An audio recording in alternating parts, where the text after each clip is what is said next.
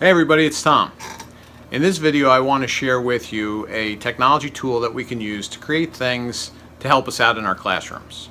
What I'm talking about is a 3D printer. 3D printing technology has been around for a long time, but it's becoming more and more accessible and it's getting very easy to use. So in the example we're going to talk about today was actually inspired by Kathy Dibble at Franklin School. She was showing me a plate tectonics lesson that she was working with the students. The students would cut out little pieces of paper that represented the plates, and they would have to use their reasoning skills to figure out how these went together and see how plate movement over time has changed. And so Kathy and I were talking about it, and we realized that this lesson could be helped out if we had some more durable manipulatives. I told her, I said, hey, this is a great application for a laser cutter. We could go ahead and cut some pieces out of wood, and bingo, we would go ahead and have a very nice, essentially a puzzle for the students to work with. It would be durable. She could put it away, use it year after year after year. Well, we don't have a laser cutter, but we do have a 3D printer.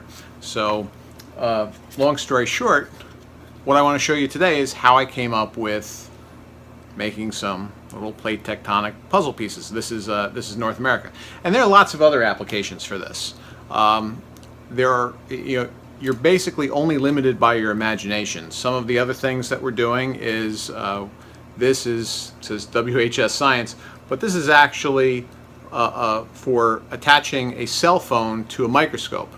In biology classes, students are going ahead and looking at things under the microscope, and their teachers are having them take cell phone pictures that they can print out and annotate later, and it's really enriching the activity. One of the difficulties the students were having were holding the cell phone steady enough and still enough to get a good image. So we went ahead and thought about it and made up some different holders that are really working out pretty well. So the purpose of this is to just show you what we're doing. Maybe it's going to be inspirational. Maybe you'll think of an application that you could, find a place where 3D printing could help out your instruction. There's a little bit of a learning curve, but hey, we're here to help. Like I said, this is just inspirational. So let's take a look at the basic process. So to get started, what we're going to do is find an image that we want to turn into a three-dimensional print. Now this was from the American Museum of Natural History. We could go and try and pull the image from their curriculum materials. In this case, it's in a PDF format. All the pictures are there, but because it's in a PDF format, we would have to take a screenshot to turn it into a picture. And that's easy to do, but it's easier to go to Google. And you can see somebody's already got it as a picture. So I just copy that picture, and I'm going to import it into a photo editing program. This one's called Inkscape.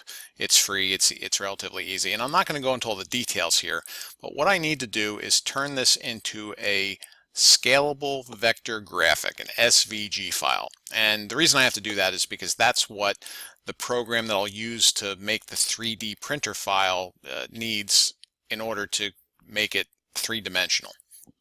So there are lots of online tutorials about how to work with these programs. It's actually pretty easy. It may look intimidating, but it's not so bad. So once I have my SVG file, I'm going to go ahead and open it up in a CAD program. This one's called Fusion 360. And what I'm doing in this CAD program is I'm turning a one-dimensional image into giving it some depth. So now it's three-dimensional. You can see that it's got the plate, but it's also got the continent part. It's sort of got two layers to it. What I'm doing next is I'm creating an STL file. This is a file that the 3D printer software will use to essentially slice into a bunch of different layers. That's how the 3D printer works. It makes puts down a layer of plastic at a time, moves up, makes another layer of plastic until you have your three-dimensional object. So this is the software that actually does that slicing. I won't go into all the details about how you do this in the software, but I wanted to show you the different layers. So for this piece, there are 25 layers, and it shows you how the 3D printer will print each layer. So here's a time-lapse video of the 3D printer making the actual part, layer by layer. The way it works is much like a hot glue gun.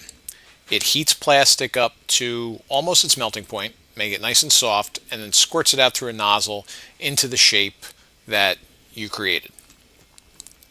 After all the layers are done, the plastic cools off and you have a nice solid part. So here I'm just going to show you how the puzzle goes together, and one thing I'd like to point out is I did not add everything that I could have to the 3D printed files. The one thing that's missing that we'd want to add later is some more evidence that the students could use to come to conclusions about how these plates fit together. You see here I'm doing it with a Sharpie, and this comes right from the activity showing where fossils were found across different tectonic plates. So I hope you enjoyed this video and this small project on 3D printing. Hopefully it gave you something to think about, and maybe it was inspirational in some way.